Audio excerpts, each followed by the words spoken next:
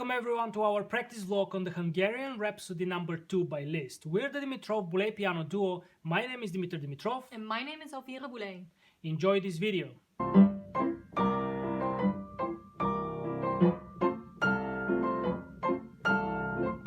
I thought here we can do this contrast between You mean in bar?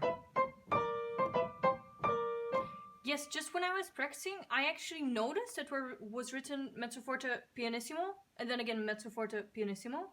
Yeah, in the very beginning of when we started actually studying this piece, I did more those changes, but with time I kind of started ignoring them from time to time, you know? I was just practicing through this piece myself, just as a little preparation for a rehearsal, and I actually thought that these little details really make this character be very, like, different. Yeah. Because it's a rhapsody, you know, you have all this different, really kind of light-hearted and sometimes more heavy, noisy kind of characters. Yeah, and let's practice it now in the slow ones, and then we'll go once in a fast tempo through it to see how that works. Yeah. Yeah, okay, let's take it from 69.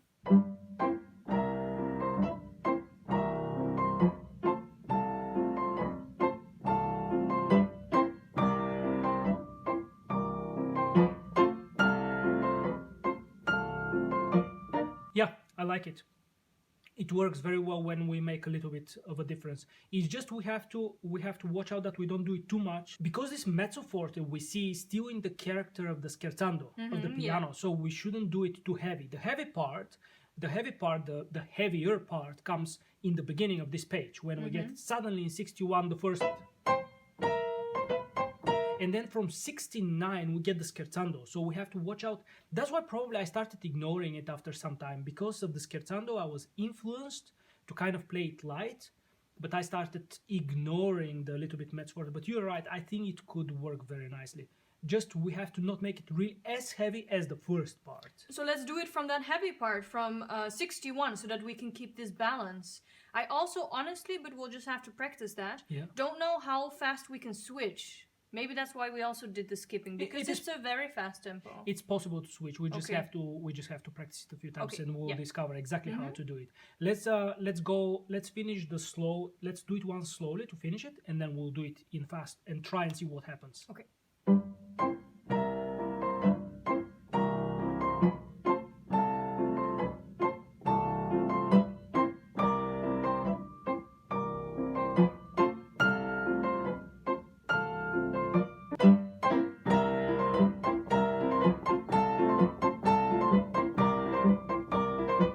Yeah, I think I know why I actually started ignoring the mezzo forte and piano, because already here I'm starting to make contrasts. When we play here, I started already making the contrast. I started playing soft, so I think if that's going to work, what you suggested, the mezzo forte and piano, how it's written later on, in the beginning, in the first little part, I shouldn't make the contrast yet. I shouldn't play with forte and piano so much, because it becomes otherwise too much when you do one and the same. Well, if you like to make that contrast, we can also just not do this later contrast. No, I like the later, because that's nice in the scherzando. Yeah. So let's try it. Yeah. We'll play it, and until the scherzando I'm going to keep it forte, and then after the scherzando we're going to try the contrast. Yeah. Yep.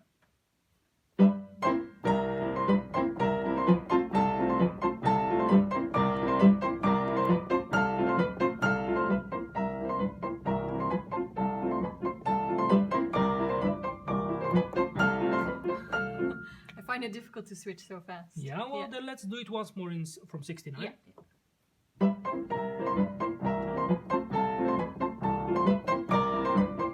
Yeah, this is more of an illusion, because the sound needs time to disappear. So when you're playing very fast, you can actually take tiny bit of time when you want to make a big contrast. Public doesn't realize that, the listener doesn't realize that, but the tempo remains the same. You just take a little bit, a fraction of a time in order to get the contrast. Okay. Because otherwise the sound needs time, and when the sound needs time to disappear and you play immediately the piano, as a listener you're going to get the sound of piano later, so you kind of don't get the contrast. It doesn't happen right from the spot where you want it. So when we get the mezzo forte, kind of, it's such a small fraction of a time, but you need to allow yourself to get that.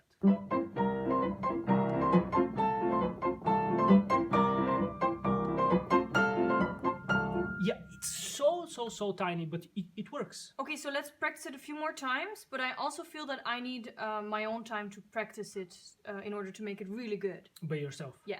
Okay, yeah, that's fine.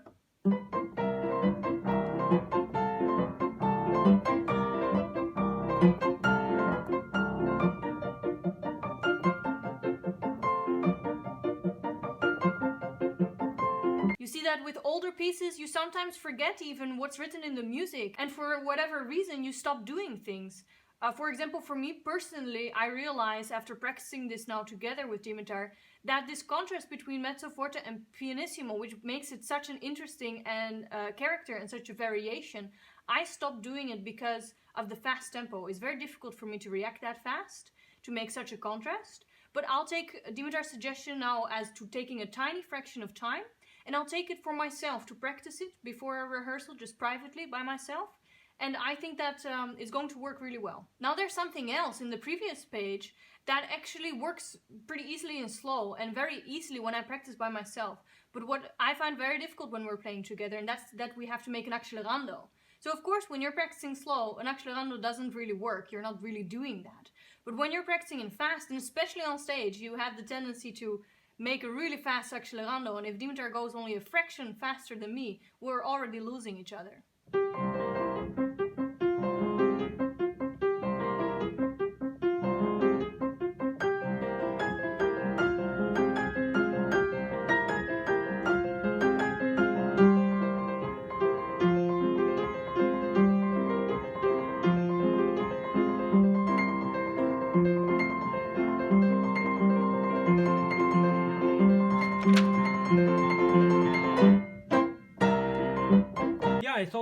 I thought the accelerando worked actually. Sometimes it doesn't work when we shift from slow to fast. Sometimes actually it doesn't work.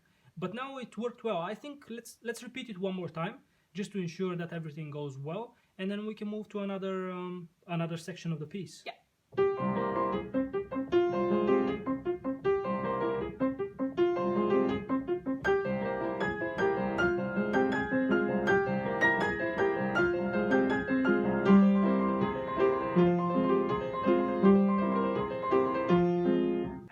We have to be very careful that in your part, when this comes, that doesn't make it very heavy. It's very important that we keep it kind of going. I have those accents actually written like.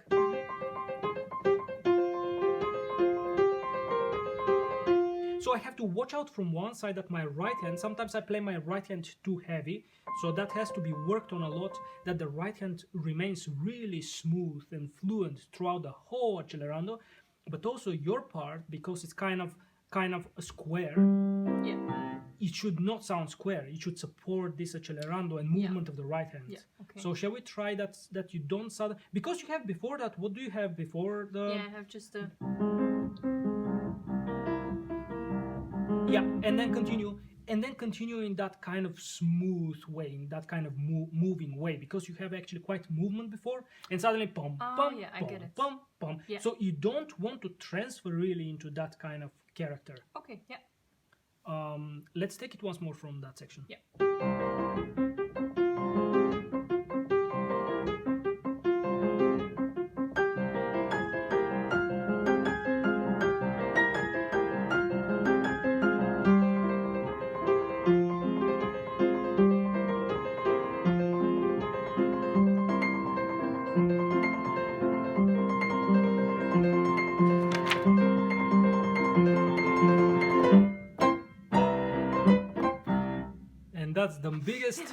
That's the biggest danger ever. Sometimes, like in concerts, sometimes when I play, and then suddenly I want to arrive at this place really happily, and it's a celebratory, and kind of bam, like when you play the wrong note. So can we exercise the last maybe 4 bars before this play, so I can practice actually the right notes? Yeah, so you have to. Here is an example of exactly what I mentioned earlier. it's still time. I should not jump into that first note immediately. And that will not give a sense of actually slowing down. So sometimes if I practice something very fast that requires a little jump, like here, from here, and if I practice that place by myself without taking time, on stage that time is shortened because of excitement, because of adrenaline, and so the chances that I get a wrong note are much higher. So what I realized from my experience is that if I actually practice this spot with taking time, and even if that doesn't make completely sense, once I'm on stage, the puzzle is really completed. The puzzle is really, everything is solved because the time is shortened. So basically I don't exaggerate anything and I get the right note. Nice. Shall we try once more? Shall we try to do that a few times, these 4 bars before my jump, so I can clear up the note? And so let's not jump immediately into 61. Yeah. Okay. Yeah, once more.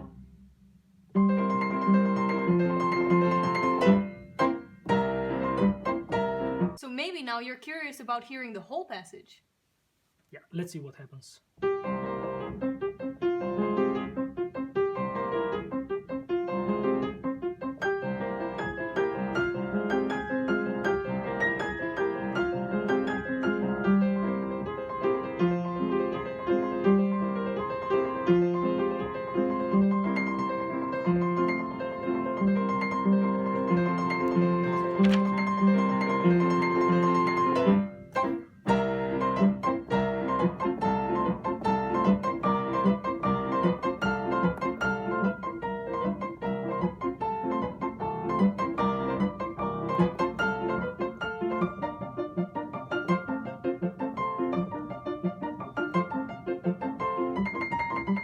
This was all from our video for today. We enjoyed recording a part of our practice session for you.